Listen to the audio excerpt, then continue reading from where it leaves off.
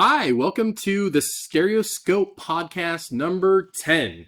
We finally got to number 10. I've it's been over a year now since we did the podcast, started the podcast, but here we are. We have a great show for you today. So much crazy good news. It seems like the industry is really hitting a stride here.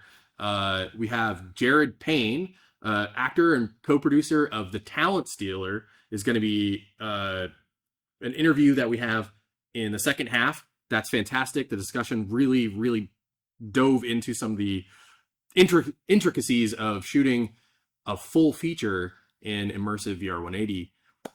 So how are we guys doing today? Doing great. I'm glad to Sean, be here. Anthony. Pretty good, pretty great.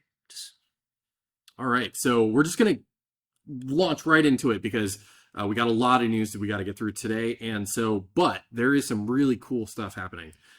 We've got Canon's AR/VR glasses patent, so this one sort of came very much out of nowhere. I was not expecting this in the slightest. We've got a patent leak for some sort of VR headset that Canon's putting out. What do you guys think? I mean, super interesting. They're definitely targeting, like, literally or specifically calling out the AVP as this is supposed to be a more affordable option, which is always a funny thing to say when all you have to show is a drawing. Yeah. But we'll see what they do, and if it's accurate, then awesome. Yeah. So one thing that I think we definitely should make clear is that a patent does not equal a product. I think most people in the industry know that, but I think some people get sort of carried away sometimes. But it does feel like that there is a product in the market that this, okay, I'm just going to come out and say, I think this is not going to be like a consumer headset. You're not going to be able to play games on this thing. I figure that this is most likely just a part of their immersive camera system. Right? Yeah, it wouldn't surprise me if they make it specifically to live preview from their cameras. Yeah. Could be something like that. Okay, so Apple Vision Pro may get support for PSVR 2 controllers. Now, this is interesting because it was something that I definitely figured would happen. And in retrospect, I probably should have realized it was going to be Sony. You predicted it? Well, Everybody kind of felt like controls had to happen, right? They had to, and Apple, it's not part of their ecosystem because it's not clean. It's not their ethos. It's not. Yeah. There's no development. But works for the controller. Knowing how VR games work as well as I do, there was no way that you weren't going to have controllers because they make games so much easier to design for. And they're so much easier to port as well. I thought it was going to be some third-party manufacturer. There's actually another company that's been working on third-party platform agnostic motion controllers, but they haven't released their product yet. What do you guys think?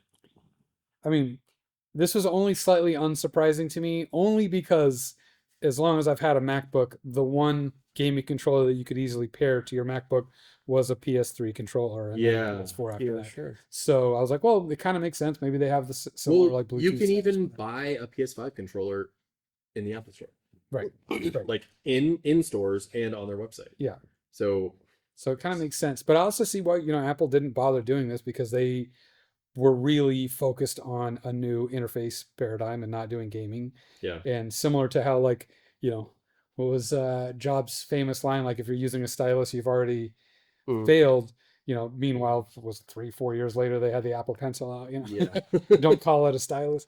But it makes sense because you have to establish these paradigms first before you come in and sort of dilute them, right? And a controller dilutes the eye tracking, pinching paradigm, which is awesome. I mean, that is probably the top thing about the AVP that I think is amazing. All right. Now this one, I like this. I went searching for some news this week, despite the fact that I probably didn't need to because there's so much big stuff. But this one I sort of stumbled upon into a Reddit post from a developer that made an in-headset immersive video editing app for Apple Vision Pro.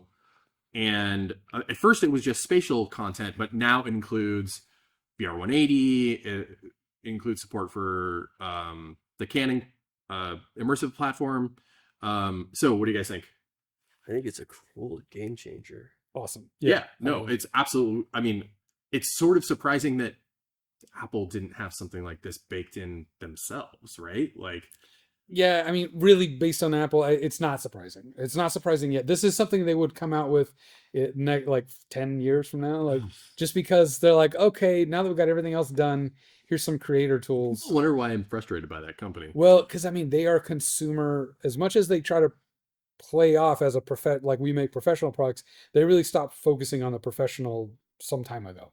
Whenever they started making the trash can Mac Pro, that's when they started sort of falling off. And I think it's probably when they started printing iPhones into gold. Well, yeah, exactly. Because I mean, the money is in the consumer space, but this is awesome. Like the fact that you can like not bother with like you capture over here, then you go to your PC and you get some stuff, generated, and you got to go back into headset, see if that worked, blah, blah, blah. Mm-hmm. Being able to just bring everything into your headset and go direct, it just skips several steps and just would make everybody's life easier. I mean, even the ability to preview VR180 footage that you've shot as you're editing it. I mean it's huge.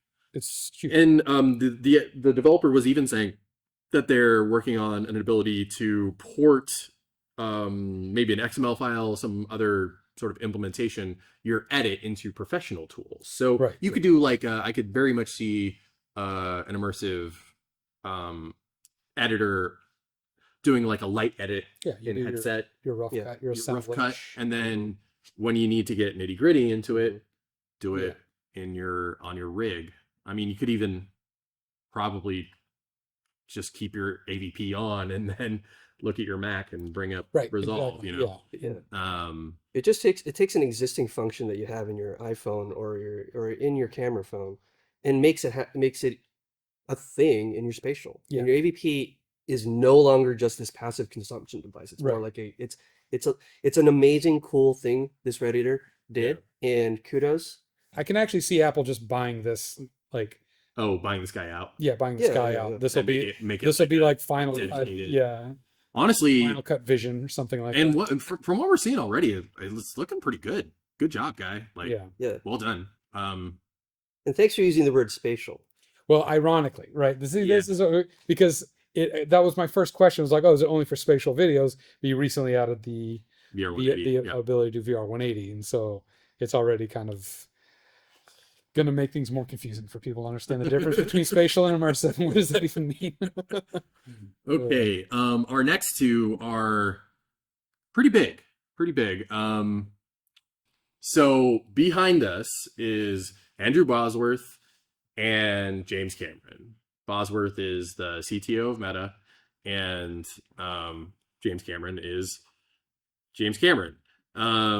But he's also not just James Cameron. He is also, he has a company called Lightstorm Vision. And so this one is interesting because there's a lot going on here sort of under the surface, and it sounds like one thing, but it really becomes something else when you dive a little bit deeper into it. So Meta is partnering with James Cameron and Lightstorm Vision to scale the creation of 3D entertainment experiences featuring big name IP spanning live sports, concerts, feature films, and TV series. Under the pact, MetaQuest will be Lightstorm Vision's exclusive mixed reality hardware platform. Okay. So what does that mean? What does that mean? I mean, I think when I first read this, it definitely felt like, James Cameron is an excellent match for this, because James Cameron is part of the reason why 3D experiences sort of rebooted in 2009 to begin with. For better or worse. For better or worse, yeah. Mind you, it didn't start in 2009. It actually started about 10 years earlier when he did the Terminator 2, the ride, the 3D ride. the 3D immersive entertainment experience for Universal Studios that they shot with 70 millimeter cameras in 3D, which is absolutely mind-boggling, but and is one of the most impressive immersive entertainment experiences I've ever had the pleasure of experiencing. So Cameron's been doing this whole stereo 3D thing for decades now. Yeah, he's and really so good at. And his work on Avatar sort of rebooted the concept of 3D in people's minds. So him partnering on immersive content seems like a perfect match. Yeah. But what does that mean? What do we think? I mean, we don't know what it means, right? We don't know what it means, but not yet. What it is, it's got to be good, right? That's the only thing I can think of. It's going to be better than what we have. Exactly. So like, I don't know what it means, but I'm excited for it regardless, because it's another big name joining in on this. And you don't really right? get bigger than James Cameron. No, especially when we're talking about high tech stuff. I mean, this is like, when it comes to, and he's, I'm guessing that his Lightstorm Vision is some sort of amalgamation of production pipeline workflow stuff that he put together for the Avatar films. Yeah. Because I don't know if you guys know this, but they actually use VR headsets on set for the production of the Avatar films. Yeah. For quality control, for previs, for that type of thing. Because they also have motion control cameras that work with sort of you can do a live preview of the virtual scene, but sometimes they want to see what the entire environment looks like around them, not just in a tiny little square. Right. Yeah. I think it's huge. I think it's sorry. Can you imagine? I mean, it's no Power Glove. Yeah. Oh. Okay. So let's not understate the. But it is so bad. It's so bad. Let's not understate the obvious. When the big oil man came to the West and said, "I want some of that," and everyone was like, "What do you mean?" Are you picturing James Cameron with like a giant like $10 and Daniel Day-Lewis in the trailer, like drinking milkshakes? My strong. That movie's about milkshakes, right? Feed my child. I feel my boy. Okay, settle down now. I know you're excited.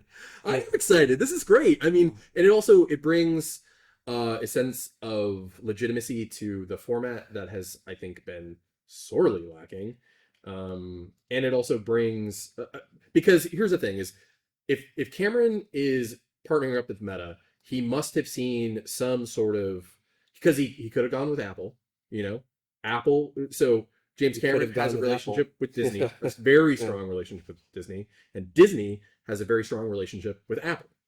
As we already know, they've already put content out, exclusive content out on the Apple Vision Pro. Yeah. So he could have gone with Apple, but he didn't. I wonder why. I think that's because he knows he thinks in years of decades. James Cameron doesn't fuss over the details for next week. He thinks, what's it going to do in 5-10 years? Avatar, look at the IMDb, like what the projection is what else is Meta doing that's going to take 10 years? That isn't even a product. I mean, look what he's wearing. Yeah, exactly. I think it's about Orion. Yeah. It's about the future. It's about like where they're headed.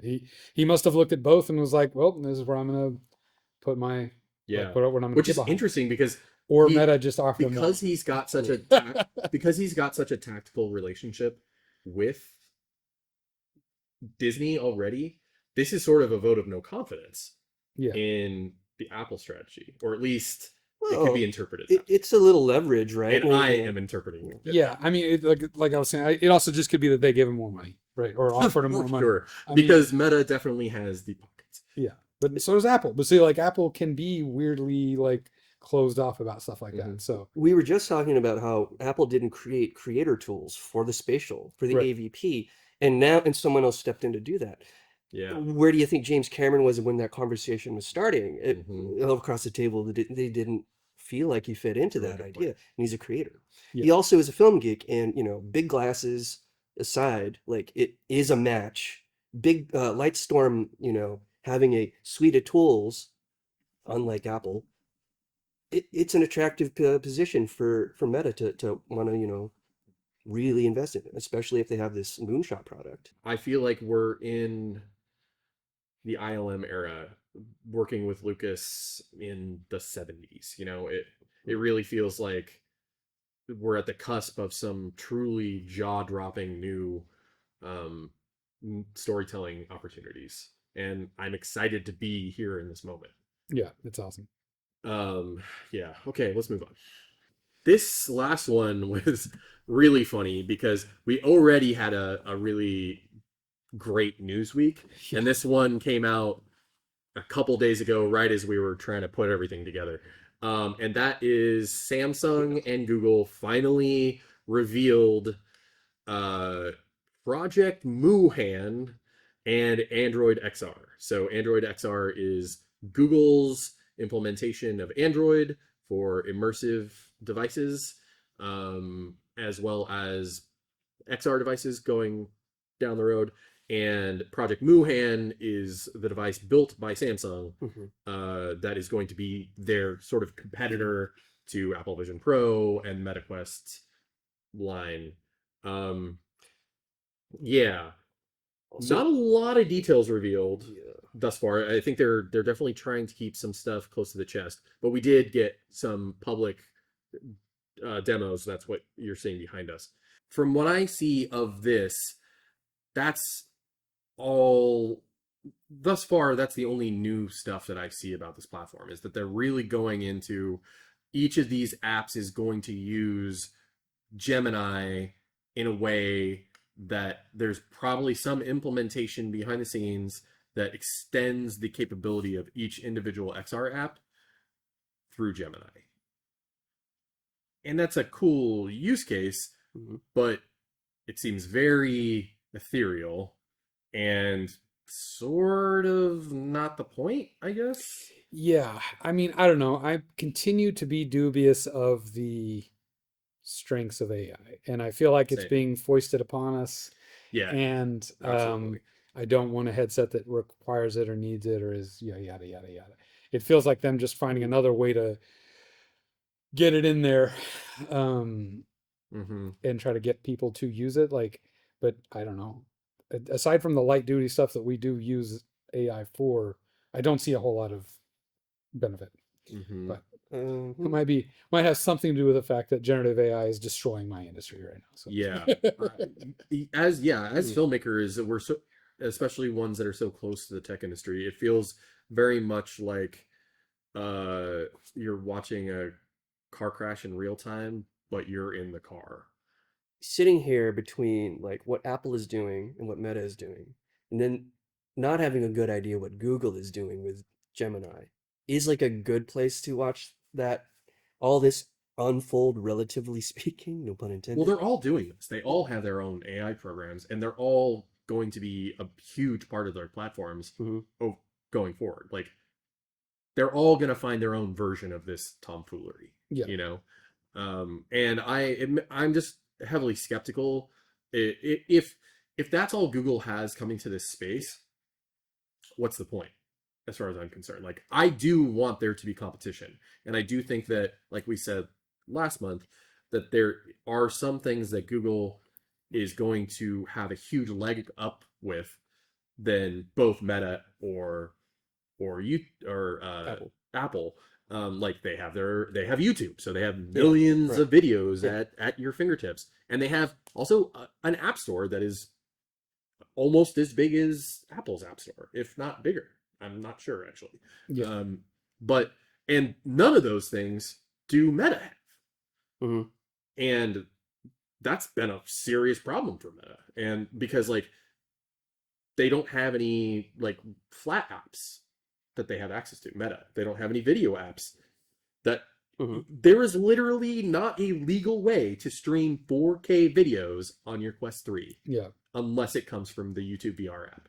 Okay. And there are no movies available on the platform that support that. Zero. You mean you can't watch movies that you don't own personally on your Quest 3? Because you can get on Netflix, you can get on Prime, you can get on all those.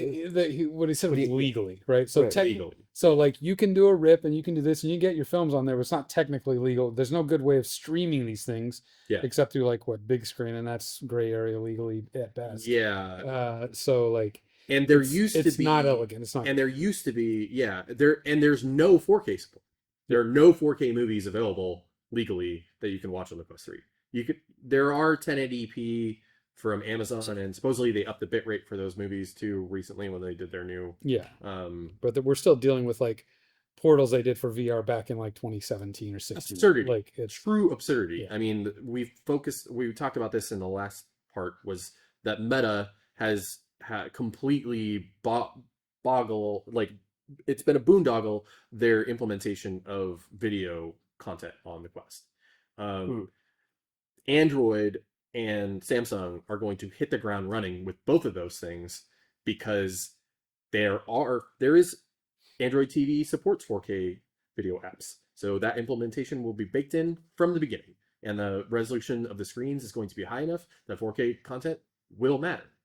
And they have YouTube. The fact that they have YouTube is an incalculable advantage for them. Yeah, it's a lot like Apple and Disney coming to the game with like Marvel and Nat Geo already in the pocket, right? I keep comparing my simple mind is saying ABC, NBC, CBS, Apple, Google, Meta, right? Except the difference is that Apple, Google, and Meta don't have the same product. They don't. They're overreaching. They're making strategic deals with like James Cameron, right? Who, every time someone makes a move, everything shifts, and they're not competing directly for anything but just our attention. They all have different ways of doing it. And so why is Google stepping in with Samsung?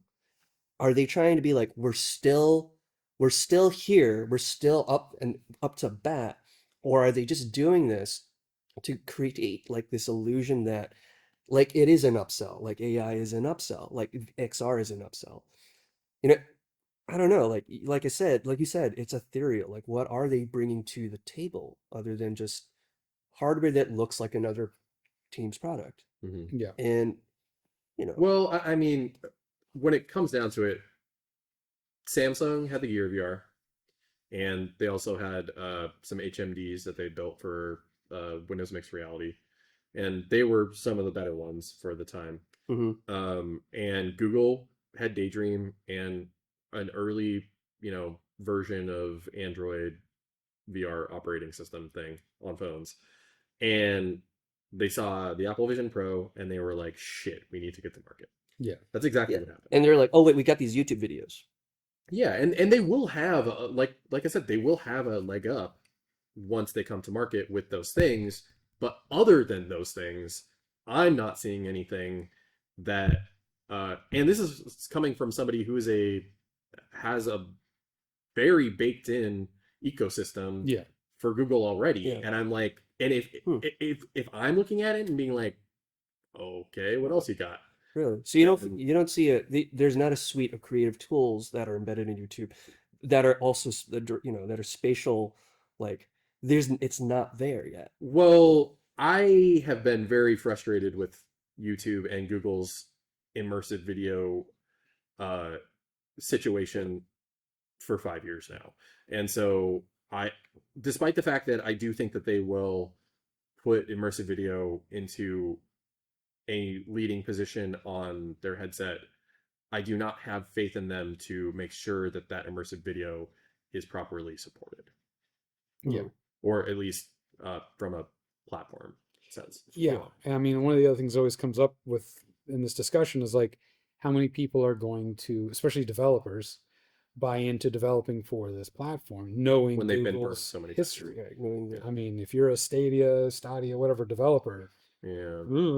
you know, That's like so many of those dudes, like they found out that their project was dead from the news, from the reporting. Yeah. And that's absolutely messed up. So ridiculous. I would be reticent. And I'm reticent for the same reasons. I do think that this is a little different.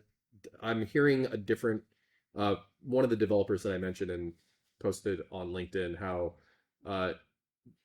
they see a very different cultural shift, at least within the XR departments making this stuff, that it feels like this isn't going to be something that they race away from, because I don't think anybody is racing away from XR right now. Yeah.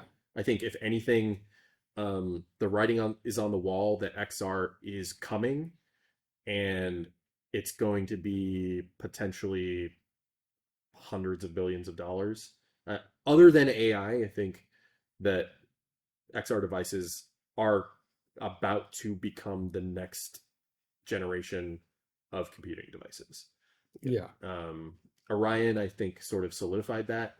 And in this announcement for Android XR, they said that this isn't just for this headset.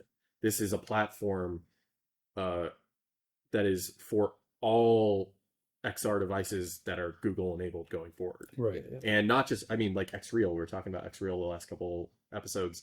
They're building Android XR implemented video glasses. So they just announced a new product, the Xreal 1 Pro, and that has its own, custom silicon on it. That's going to be the next generation of that standalone XR platform.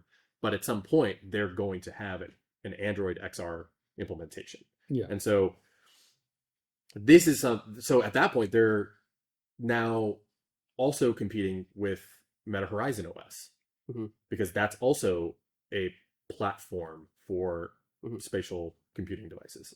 So I think that this, despite the fact that I'm not seeing a lot of stuff that really truly impresses me, this seems a lot bigger than just this headset.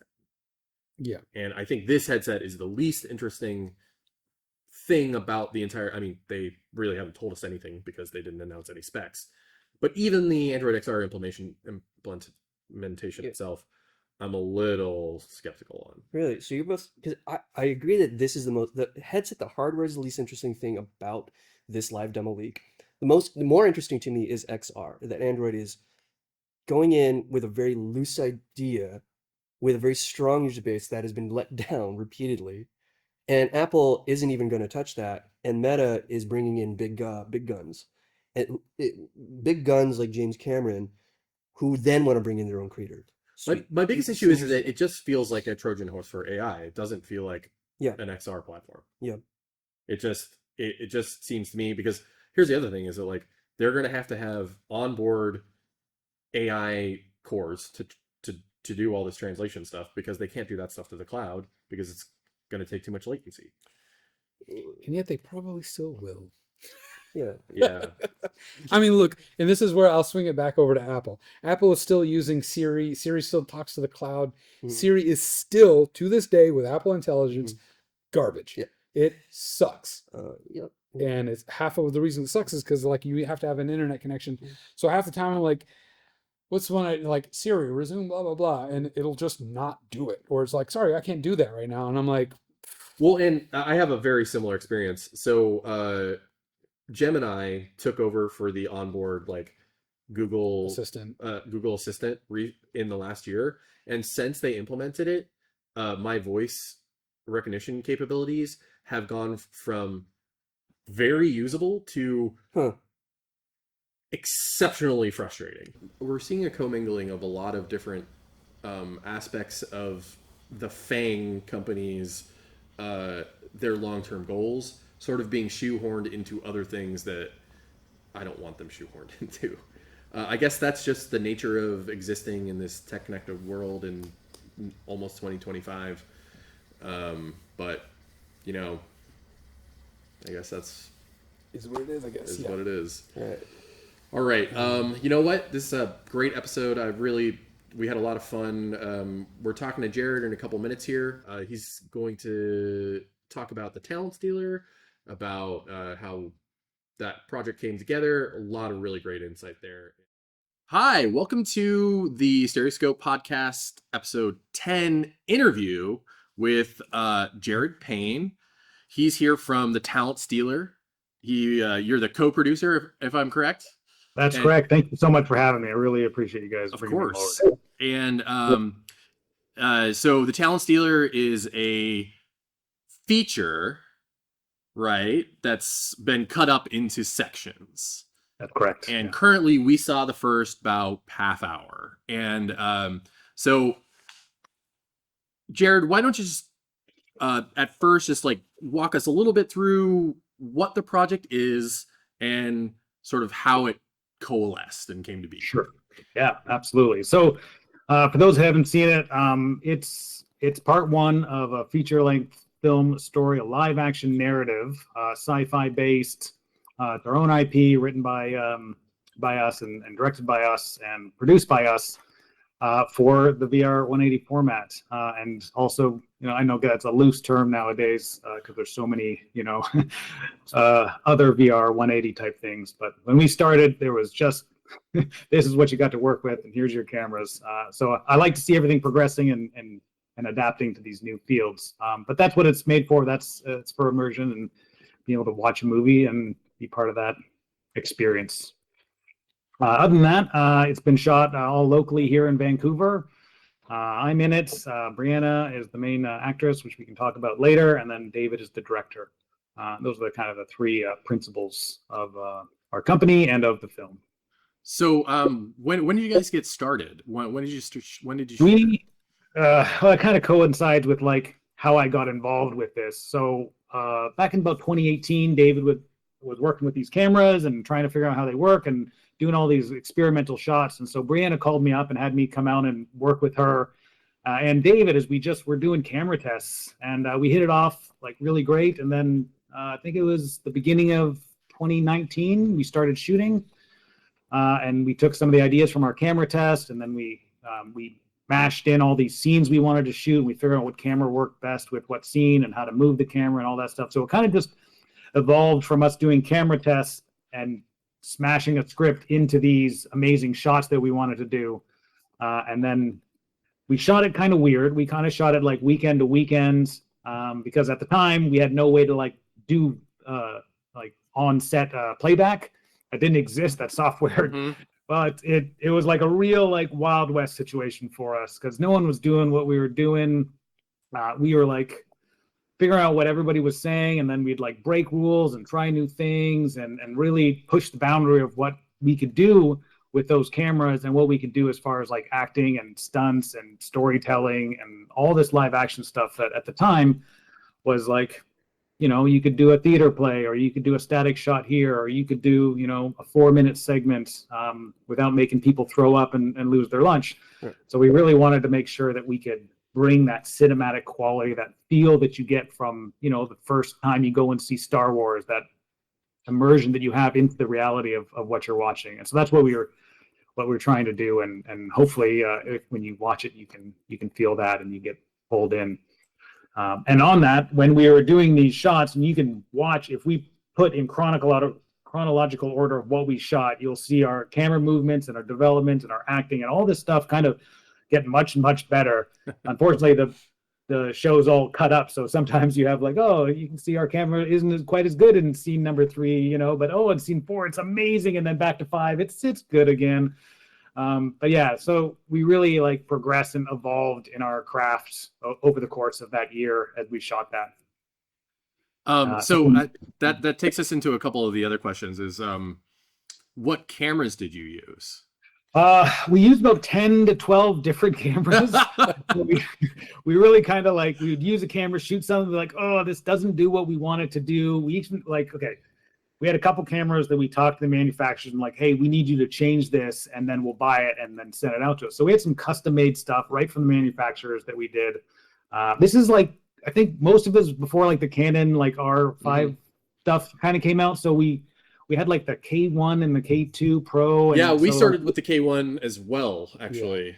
Yeah, so like we use a lot of cameras. Those are probably like our main kind of go-to, because some of the things in those you can really like change and we really fiddle with it, right? So that we can get what we wanted out of it, because a lot of the cameras weren't designed to do what we're doing with them, right? Like they weren't designed to move or get the frame rates or get the light and all that kind of stuff. So again, David was one that took care of like 90% of that. He's a genius when it comes to this stuff, and I just get punched in the face for fun, right? So how'd you feel about some of those takes that ended up on the cutting room floor, so to speak? Because I know that as an actor, if you're if you're working with a 2-minute take, right, and it's a simple like 3-person scene, and I don't know, someone sneezes or coughs or like makes, just or I don't know, there's a cord on the ground, right, or there's all these things you can go, left or right or up or down, and I'm just like, what was it like to shoot the same scene, like the torture scene? How many times did you have to like inject that needle? Did it ever go,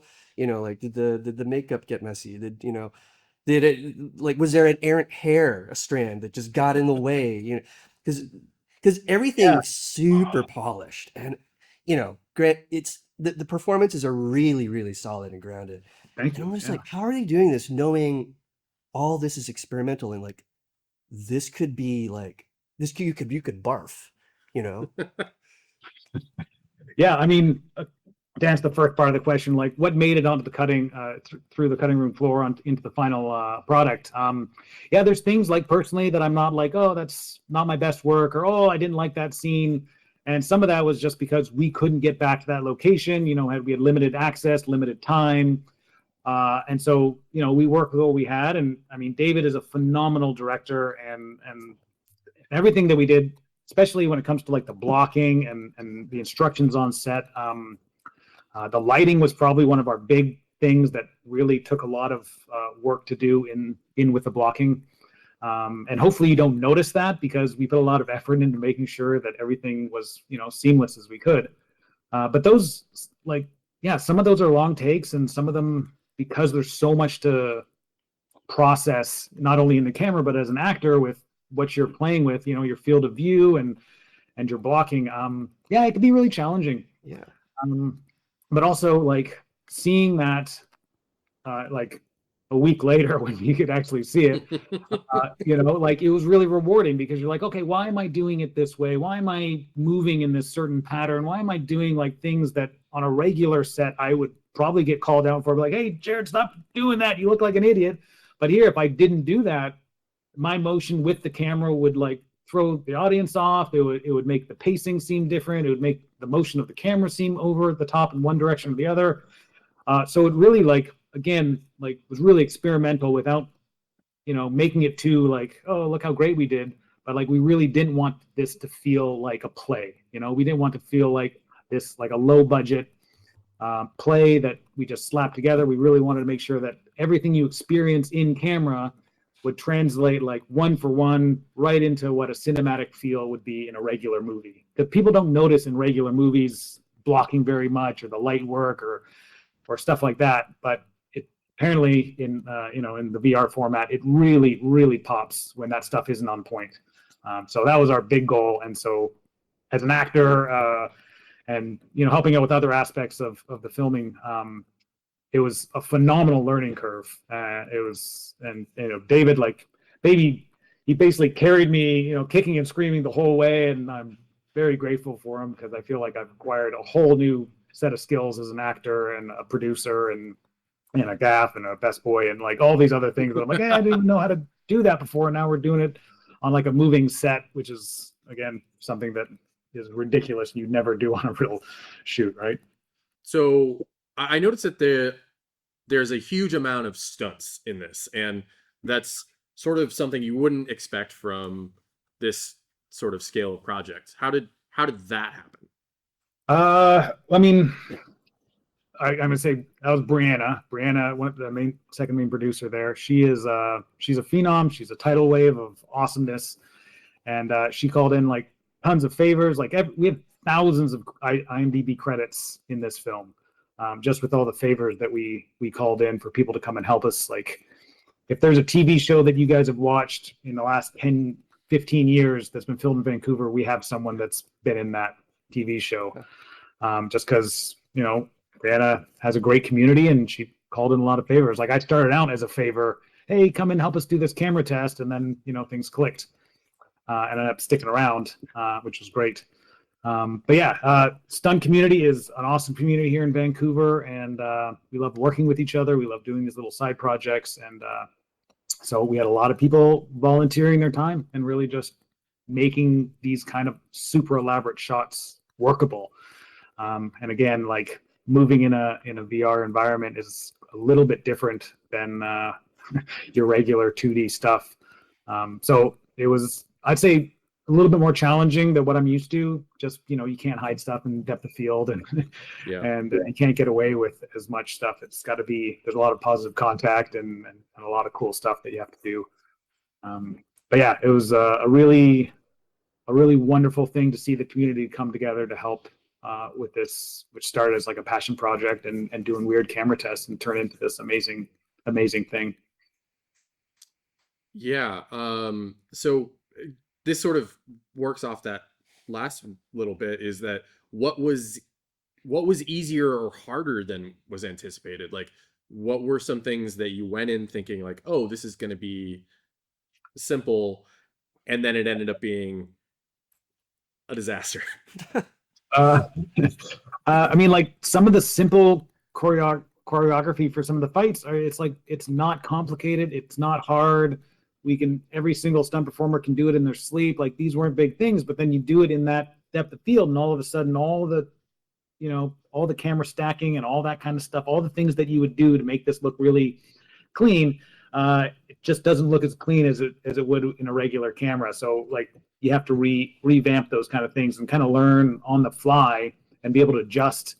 And again, because we couldn't see this, we really had to like do our best to anticipate how things was going to look when we knew it wasn't going to turn out the way we wanted. It's like, okay, well, let's do one more that's 30% deeper or 30% closer, or just like let's overlap this even more, or let's get even more visceral about this, because we don't know if our regular techniques are going to translate well.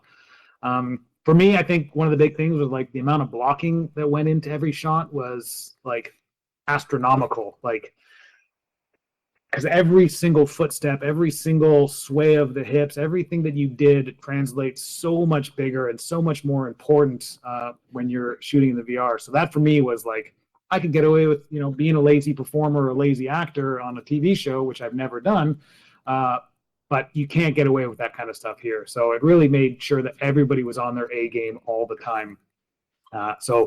And I'm not very good with lines. I am an action man. I like to get punched. I like to fall down. Whatever. That's my cup of tea. So having to do dialogue, which thank God I didn't have a lot of dialogue.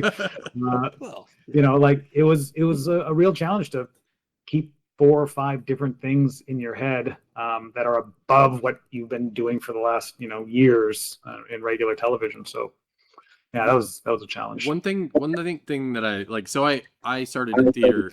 I started in theater when I was a teenager, and one of those things that they tell you is that you have to go big. And then the first time you ever work in front of a camera, they tell you the exact opposite.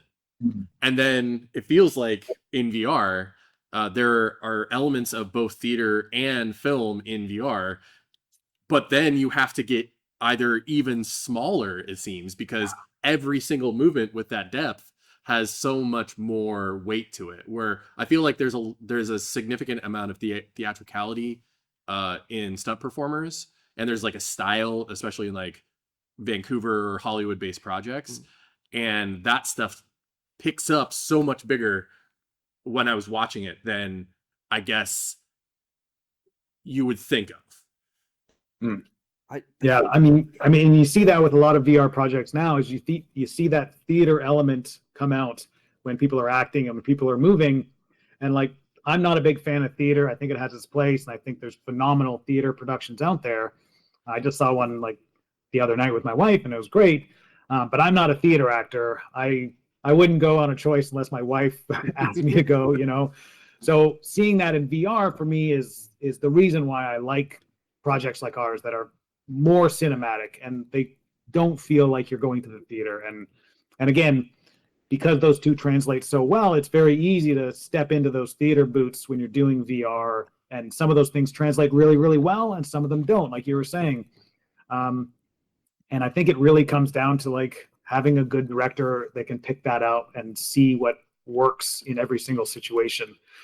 Because I do some super theater stuff in there, and I'm like, I would never do this. And sometimes I do some really small stuff, like you're talking about, that I think, oh, this isn't enough because this is, you know, below the bar for what I needed to sell this on a regular camera. It is a very intuitive process, and since I'm not a director, I'm very thankful that David was able to like pick that stuff up so quickly and be able to make that adjustment so fast. And you'll see that again if we could show a chronological viewing of what we shot and how the acting and the directing just does this amazing ramp up. And yeah.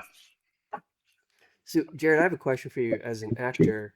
Again, your performance as a tough guy, really grounded, like a man of few words, a bit taciturn. It works, right? But how was your experience on set on this production compared to some of your other work? Like we've talked about big, small theater. We've talked about film sets and VR, but like, was this experience wildly different than being on a stage or being on a sound stage? Or would you say that as an actor, you pretty much just had to employ the same set of training tools and techniques and just, Yeah, I mean, yes, it's the same tool bag, but it is quite different. And maybe it's because I had like a lot of other hats I was wearing at the time, whether I was helping David with camera work or lighting or whatever it was that I was doing that was beyond simply acting or helping, coordinate the stunts or whatnot. Whatever it was that I was doing got me into the headspace that David and I really connected really well and be able to coordinate these things. And so our communication was really phenomenal. And I like, when it comes to stunts, like I'm not an A-list stunt performer, I'm much lower down the totem pole here. I'm not doubling, Chris Evans or any of those guys like that. I'm yellow belt, right? Not yeah. I mean, I've had a couple really phenomenal actors that I've doubled, and I'm super grateful for that, and I'd love to do more. Bruce Willis was like my personal idol growing up, and I got to double him on one of his last shows, and that was like a dream come true. And then, of course, he retired, which was incredibly sad. But this show, getting back to the point here, it was unlike anything I've ever done before. The amount of responsibility that I had, and since I'm playing like basically the number 2, that again is very high up on that call sheet. And the amount of responsibility that came with that, working directly with the director, working directly with the light crew, and with the writers as well, like all that kind of stuff. I actually helped write some of the scenes to make it fit into the camera motion and make it fit with the dialogue and my character as well, because of the limitations of VR or the new road that VR could take us into. Would I say that a regular actor could do this? Absolutely. It's just an easy transition. That's what we're designed to do, is to be able to come and adapt and take what's on the page and turn it into something physical and visual. But there is definitely a learning curve to it. And so even with that, we'd have people come on and do little acting bits or little stunt bits, and then I'd be like, okay, here's what I learned over the last year. Let's try to incorporate that really quickly into what you're doing. So yeah, absolutely. I think it's a brand new medium, which is kind of why we're doing this. Anthony, do you have any questions? Yeah, the thing I was just thinking about was some of the reasons why y'all decided to go with releasing via an app instead of just putting it up on Quest TV or something like that. Yeah, can you walk us through that distribution strategy? Yeah. Well, we didn't want to be limited because we are a studio. We didn't want to be limited to whatever anyone else decided to do, right?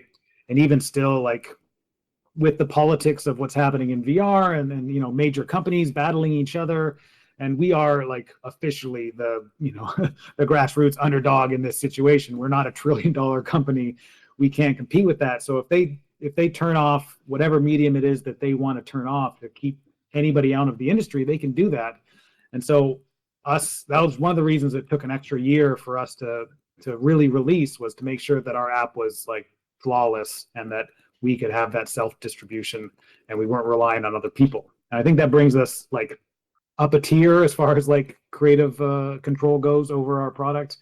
And for us, that was really important, so that everybody can have it and not just be limited to whoever's in charge of whatever store says is available.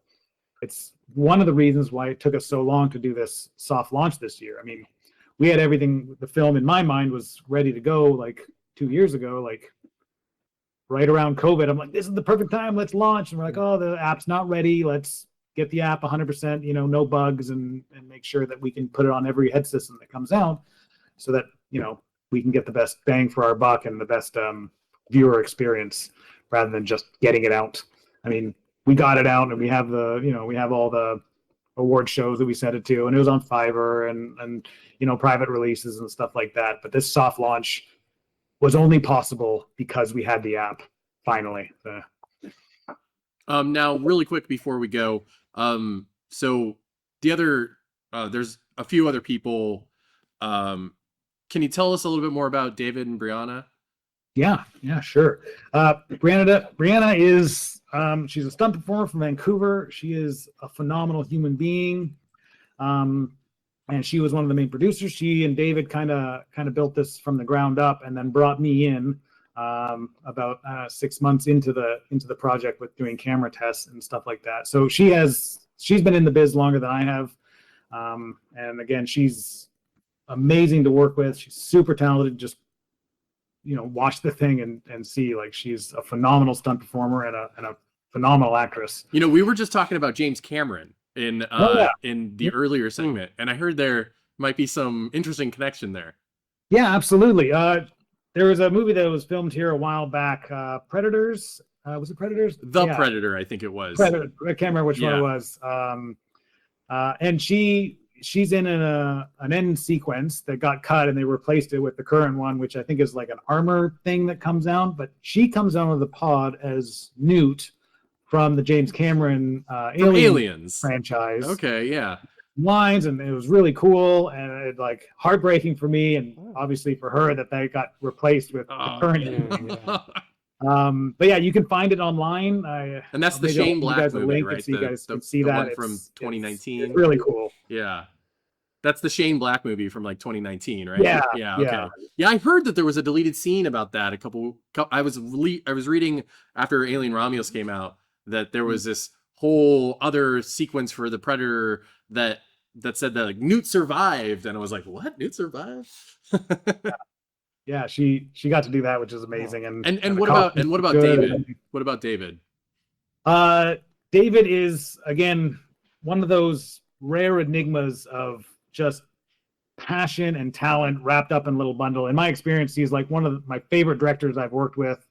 He's a phenomenal human being and just immensely talented. And he's from the UK, and he's worked in the indie scene for a number of years, and he has, like, amazing ideas, and he's like, it's hard to put in words until you've worked with him, about how, like, gifted he is and how visionary he is. Like, he's one of those people that, in my mind, he needs to be, like, discovered, like a James Cameron type person that has this ability to turn ideas and concepts into, like, movie magic. So I'm really excited for anything else that I get to work with them in is a real joy and a treat for me to do that. And hopefully this product, the Talent Stealers, gets to put a little bit of that on display for everybody else. And then hopefully we get to see a lot more out of him, because I really think he's it's really fun to work with him, I got to tell you. All right. Well, Jared, we have one more thing. We've y'all brought a clip, right? It's the trailer for the film. You can also access it on Meta TV, but we're gonna drop in the immersive clip in right here, and we'll join you in a couple minutes after it's done.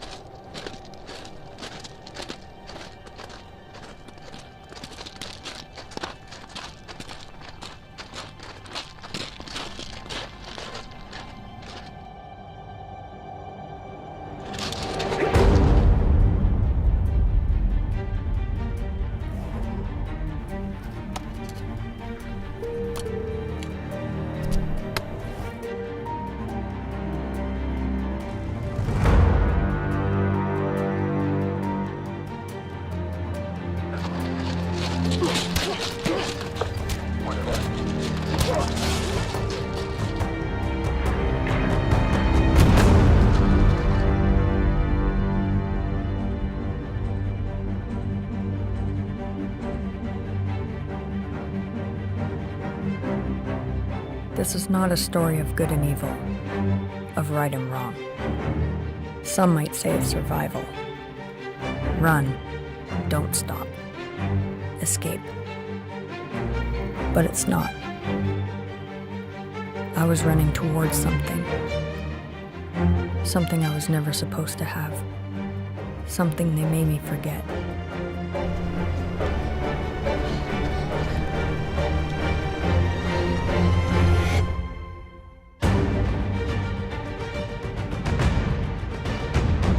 I hadn't known what freedom was. I'd only seen it through other people's eyes. Felt it through other people's experiences. But now I know. Now I remember. I allowed myself to feel it. The illusion of 1,000 taken memories. But the truth is, I was far from free.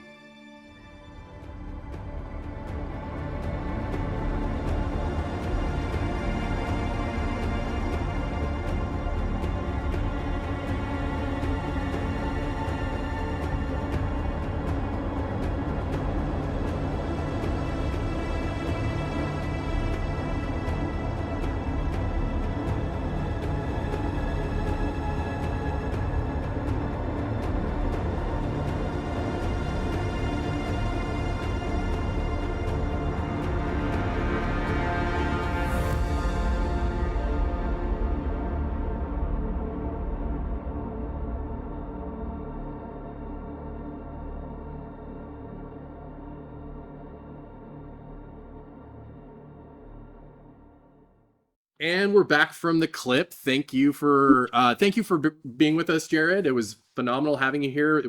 The Talent Stealer is a really, when I saw the trailer for it, I was like, wow, this is something special. This is interesting. And you were doing things in this that I have not seen in any immersive production ever.